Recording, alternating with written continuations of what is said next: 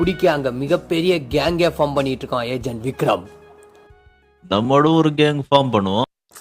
இதுல போலீஸ் வேற தேடுது, எங்க போறதுன்னு தான் தெரியல. நான் ஆல்ரெடி இன்ஃபார்ம் பண்ணிட்டேன். ஒவ்வொருத்தனா வருவான் பாரு. இந்த கேங்கில் நானும் சேர்ந்துக்கலாமா? இவன் யாரடா இங்க புதுசா? இதெல்லாம் என் கணக்கில் வராது. நீ பஸ் ஓனர் சக்திவேல் தானே? பஸ் ஓனரா?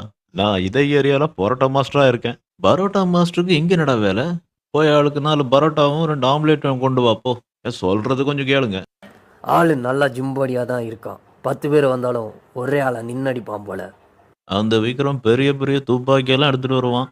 அவங்க கிட்ட குண்டடி விட்டு சாக போறியா?